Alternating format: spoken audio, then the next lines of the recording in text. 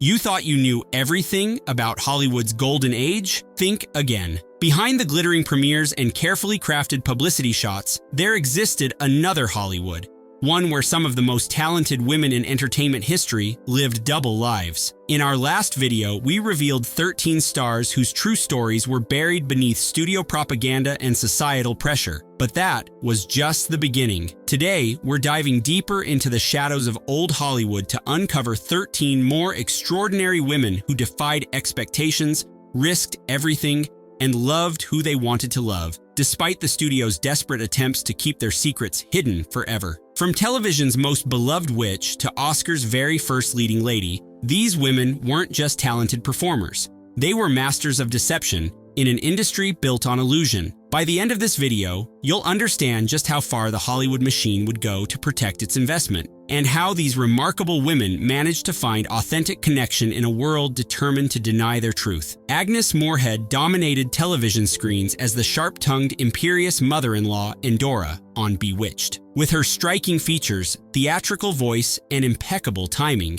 she captivated audiences for decades. But behind that unmistakable screen presence was a woman living a carefully orchestrated double life that would have shocked her millions of fans. For most of her adult life, Moorehead shared her home with Debbie Reynolds' personal secretary. The relationship was intense, devoted, and by all accounts, deeply romantic, though never acknowledged publicly. Their partnership lasted decades, far outlasting any of Moorehead's marriages to men. Within Hollywood's inner circles, their relationship wasn't exactly a secret, but it was something everyone understood should remain unspoken. The studio executives who controlled Moorehead's career weren't taking any chances, though. When whispers about her personal life threatened to grow too loud, they issued an ultimatum that would become all too familiar to stars of that era: marry a man or watch your career disappear overnight. The result was her brief, unhappy marriage to actor Robert Gist, a union that industry insiders described as arranged rather than romantic. It lasted just 4 years before dissolving, but it served its purpose in silencing the rumors temporarily. What makes Moorehead's story particularly fascinating is that she never fully conformed to Hollywood's expectations, even while maintaining the public facade. On screen, she projected an otherworldly, almost androgynous energy that set her apart. Her deep voice, striking features, and commanding presence defied the soft, conventionally feminine ideals of the era. In many ways, she hid in plain sight,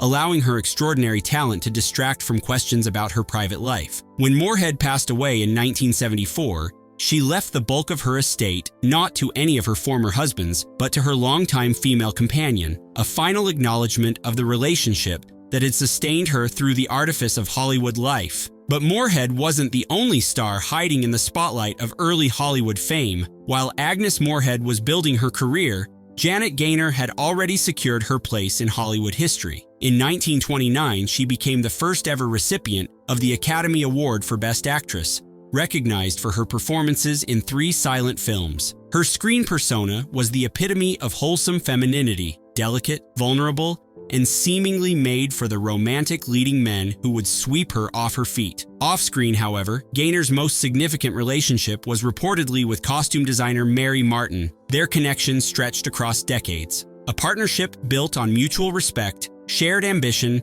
and romantic love that had to remain hidden from the public eye. Martin designed costumes that enhanced Gaynor's appeal to audiences while understanding better than anyone the complex woman behind the ingenue image. Like many stars of her era, Gaynor participated in what were essentially business arrangements disguised as marriages. She wed 3 times, most notably to costume designer Adrian, who himself was widely rumored to be gay. Their marriage lasted from 1939 until his death in 1959, functioning as what Hollywood insiders called a lavender marriage, a mutually beneficial arrangement that protected both their reputations and careers. What distinguished Gaynor from some of her contemporaries was the skillful way she maintained both worlds. To the public, she was the picture-perfect wife and film star. Within select Hollywood circles, her relationship with Martin was an acknowledged reality, a truth recognized but never discussed beyond trusted friends. The couple eventually settled in the artistic community of Brazos Towers, where they lived together until Gaynor's death in 1984. If Agnes Moorehead and Janet Gaynor represented the careful balancing act required of gay women in old Hollywood, Patsy Kelly stood as their bold counterpoint.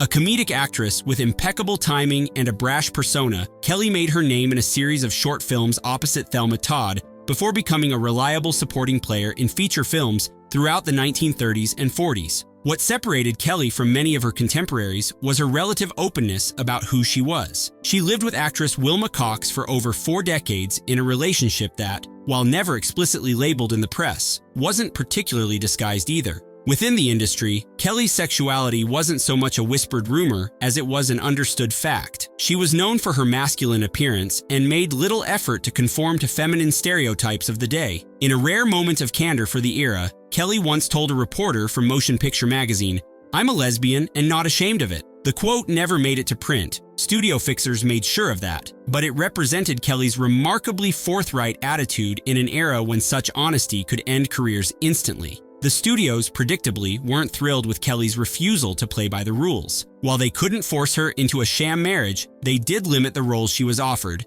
typically casting her as the wisecracking friend, the comic relief, or the plain-faced foil to more conventionally attractive leading ladies. When film roles dried up in the 1950s, Kelly found herself temporarily blacklisted, not officially for her sexuality, but for being difficult, a common studio euphemism for those who wouldn't conform. Kelly's career eventually rebounded with a triumphant return to Broadway in No No Nanette, and later screen appearances, including a memorable turn in Rosemary's Baby. Throughout it all, she maintained her relationship with Cox and reportedly had affairs with several prominent actresses of the era, women whose names would shock audiences even today. While Patsy Kelly pushed boundaries with her refusal to hide who she was, Hope Lange represented a different facet of lesbian Hollywood history. One where public heterosexual relationships served as effective cover for more complex private realities. Hope Lange embodied the fresh-faced, all-American beauty that Hollywood adored in the 1950s and 60s. With her blonde hair, delicate features, and wholesome appeal, she seemed tailored for the romantic comedies and dramas that defined the era. Her highly publicized relationship with actor Glenn Ford reinforced this conventional image, making her a fixture in fan magazines and gossip columns. Behind this carefully constructed facade, however, was a woman with far more complex desires and relationships. Among Hollywood insiders, whispers persisted about Lange's intense romantic connections with women, most notably with Patricia Highsmith, the brilliant, troubled author of Strangers on a Train and the talented Mr. Ripley. Their relationship scandalized even liberal Hollywood circles. Highsmith, known for her dark psychological insights and unapologetic nature, represented everything that conflicted with Lange's public persona. Studio executives, terrified that the relationship would become public knowledge, reportedly went to extraordinary lengths to keep the two women apart, especially at industry functions where the press might notice their connection. What made their relationship particularly risky was Highsmith's growing literary fame and her refusal to play by Hollywood's rules. Unlike an actress whose career depended on studio approval, Highsmith answered to no one but herself and her publishers. She had little patience for the performative aspects of Hollywood life, making her both a source of fascination and concern for Lange, who remained bound by her studio contracts. Their relationship eventually cooled, with both women moving on to other partners. Lange continued her career in film and television, winning Emmy Awards for her work on The Ghost and Mrs. Muir. Highsmith channeled her experiences, including those with Lange, into her writing, most notably in The Price of Salt, later republished as Carol, one of the first lesbian novels to feature a potentially happy ending rather than tragedy or moral redemption. To millions of television viewers in the 1960s, Nancy Culp was simply Miss Jane Hathaway, the prim, efficient bank secretary hopelessly infatuated with Jethro Bodine on The Beverly Hillbillies. Her distinctive appearance and impeccable comic timing made her one of television's most recognizable character actresses. But there was far more to Culp than her most famous role suggested. For decades, Culp lived with her female companion in a relationship that, while never publicly acknowledged, was an established fact among friends and colleagues. Like many actors of her generation, she maintained a strict separation between her professional and personal lives, understanding that the revelation of her sexuality could instantly end her career. What distinguished Culp's story was her courageous decision to enter politics after her acting career peaked. In 1984, she ran for Congress in Pennsylvania as a Democrat, a move that would unexpectedly bring her private life into the political crosshairs. In a stunning betrayal, her former Beverly Hillbillies co-star Buddy Ebsen campaigned against her, recording radio advertisements for her Republican opponent that many viewed as thinly veiled homophobia. "She's a liberal," Ebsen told reporters when questioned about his involvement.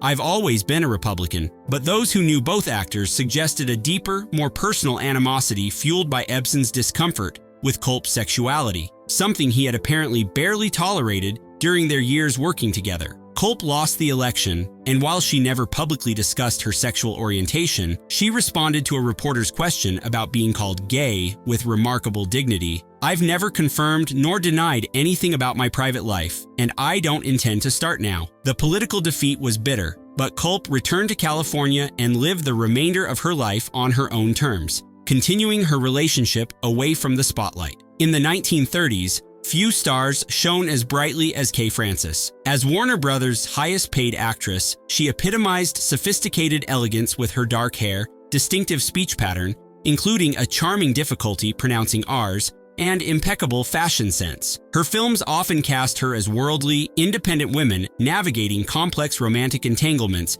with leading men like William Powell and Herbert Marshall. Off-screen, however, Francis's most significant and passionate relationship was reportedly with actress Lillian Tashman, a connection that sent studio executives into a panic. Tashman, a supporting player known for her sharp wit and glamorous style, had already developed a reputation for her openly bisexual lifestyle that shocked even liberal Hollywood circles. When she and Francis became involved, studio fixers went into overdrive to keep their relationship from reaching the public. Warner Brothers responded with a time-tested strategy, arranging high-profile dates and eventually marriages for Francis to various men in the industry. These unions, negotiated like business deals rather than love matches, gave the gossip columnists something to write about while distracting from questions about her private life. Francis reportedly went along with these arrangements reluctantly, understanding they were the price of her continued stardom. What made the Francis-Tashman connection particularly concerning to studio heads was Tashman's brazenness. Unlike many of her contemporaries who maintained careful discretion, Tashman made little effort to hide her affairs with both men and women. She hosted parties at her lavishly decorated home, done entirely in white and described by one visitor as a narcissist's dream, where the lines between friendship and romance blurred easily, especially as the evening progressed. Their relationship eventually cooled, with both women moving on to other partners. Tashman's life was cut tragically short when she died of cancer in 1934 at just 37. Francis continued her career, though her star gradually dimmed as the studio system evolved. In private writings discovered after her death, Francis expressed both frustration with the constraints placed on her personal life and gratitude for the passionate connections she managed to forge despite those limitations. Claudette Colbert won the Academy Award for Best Actress for It Happened One Night, charming audiences with her wit, elegance, and the famous scene where she stopped a car by showing her leg. Her screen persona was sophisticated yet accessible, the kind of woman men wanted to marry and women wanted as a best friend. Behind this carefully crafted image was a woman whose most significant relationship wasn't with any of her three husbands, but reportedly with Dr. Helen O'Hagan. While officially described as her longtime friend in press accounts, those close to Colbert understood that O'Hagan was far more than that. Their relationship lasted for decades, outliving Colbert's marriage to Dr. Joel Pressman, which many industry insiders described as a partnership of convenience rather than passion. Colbert and O'Hagan eventually shared a home in Barbados, where they lived together until Colbert's death in 1996. In her final years, it was O'Hagan who cared for the aging star, maintaining the privacy that had protected their relationship for so long. What makes their story remarkable is how they managed to maintain both privacy and proximity throughout the most intense periods of media scrutiny. While Claudette Colbert balanced public expectations with private truth, Judith Anderson took a different approach altogether. The dramatic actress, best known for her chilling performance as Mrs. Danvers in Rebecca, lived openly with her female companion but faced constant pressure from studios to project heterosexuality in public. Anderson, primarily a stage actress who made selective film appearances, had more freedom than contract players bound to specific studios. Nevertheless, her career required careful navigation of industry expectations. What distinguished Anderson was her refusal to create a false narrative about her personal life. While she didn't discuss her sexuality publicly, no one did in that era, she also declined to participate in the staged romances and publicity dates that were standard practice for hiding gay relationships. Her most significant relationship lasted for decades, an enduring partnership that provided stability amid the chaos of theatrical life. Friends noted that Anderson seemed most authentic and relaxed in her private life, away from the performative aspects of Hollywood society. On screen, she often portrayed intimidating, sometimes villainous women whose power came from existing outside conventional femininity, roles that perhaps reflected her own experience navigating a world not designed for women like her. For Elizabeth Scott, the consequences of refusing to hide came at a devastating professional cost. The sultry blonde actress had established herself as a leading lady in film noir classics like Dead Reckoning and Too Late for Tears, drawing comparisons to Lauren Bacall with her husky voice and smoldering presence. In 1955, scandal erupted when Confidential magazine, the most notorious tabloid of the era, threatened to publish an exposé about Scott's lesbian relationships. Unlike the carefully managed studio publicity machines, Confidential specialized in destroying careers with sensationalized true stories about stars' private lives. For Scott, this represented an existential threat to everything she had worked for. In a move that shocked both the industry and the publishers of Confidential, Scott fought back. She filed a $2.5 million lawsuit against the magazine, becoming one of the first celebrities to directly challenge the power of the tabloid press. The legal battle was grueling, with Scott's sexuality dissected in ways that would be considered unconscionable today. Though she technically won the case, the victory was Pyrrhic. Studio executives, terrified of association with scandal of any kind, quietly stopped offering her leading roles. Her A-list career effectively ended, though she occasionally appeared in smaller productions and television throughout the 1960s. The message to other lesbian actors was clear: challenging the system could cost you everything. The French model-turned-actress Capucine embodied European sophistication in Hollywood productions like The Pink Panther. Tall, elegant, and mysteriously alluring, she brought a continental sensibility to American films during the 1960s. Behind her composed exterior, however, was a woman struggling with the burden of hiding her authentic self. Throughout her career, Capucine had relationships with women that she kept carefully concealed from the public. Her friendship with Audrey Hepburn sparked particular interest among gossip columnists, though the nature of their connection remains debated by historians. What's less ambiguous is that Capucine moved through Hollywood's lesbian female circles with the discretion required of the era. The weight of maintaining this double life, combined with her battles with depression, proved overwhelming. In 1990, Capucine Friends later revealed that the constant pressure to hide her sexuality had contributed to her mental health struggles, a tragic reminder of the real human cost behind Hollywood's demand for marketable heterosexual stars. The Bennett sisters, Constance and Joan, represented Hollywood royalty, with Constance achieving stardom in the early 1930s and Joan following in her footsteps. Both sisters were known for their sophistication, wit, and the air of high society they brought to their roles. They were also, according to persistent industry rumors, involved in relationships with women that caused considerable headaches for studio publicity departments. Constance, the more established star, reportedly had affairs that required elaborate cover-up campaigns. Studio fixers arranged dates with eligible bachelors, planted romantic stories in fan magazines, and even orchestrated marriages designed to divert attention from her private life. Joan, while more discreet, was nevertheless linked to several women within Hollywood's inner circles. What made the Bennett situation particularly complex for studios was their family connection. Two sisters with similar rumors presented a publicity challenge that required careful management to prevent what executives feared would be seen as a pattern rather than isolated gossip. Their story highlights how gay relationships in Hollywood often existed within networks of friends and family who provided additional layers of protection from public scrutiny. Eve Arden rounded out our list of 13 stars with hidden histories. Best known for her role as the sardonic English teacher in Our Miss Brooks and her memorable supporting turn in Mildred Pierce, Arden specialized in playing sharp-witted women who observe the world with a cynical but good-hearted eye. Behind her professional success was a personal life that included long-term relationships with women, carefully concealed beneath the veneer of Hollywood respectability. Like many of her contemporaries, Arden maintained the facade of heterosexual romance through strategic public appearances with male escorts and carefully worded interviews that referenced friendship rather than love. What distinguished Arden's approach was her skill at deflection. When questioned about her personal life, she redirected conversations to her work, her interests, or witty observations about the industry. tactics that kept journalists entertained while revealing nothing of substance about her private world. This strategy served her well throughout a career that spanned more than 6 decades across film, radio, television, and stage. If this glimpse into Hollywood's hidden history has intrigued you, hit subscribe for more videos that dive beneath the surface of entertainment mythology. Drop a comment letting me know which of these 13 remarkable women you'd like to learn more about, or share the names of other figures whose stories deserve to be brought into the light. Until next time, remember that behind every carefully controlled image lies a more complex, and often more fascinating, reality. Keep looking beyond the spotlight, and you'll discover the stories that history tried to erase,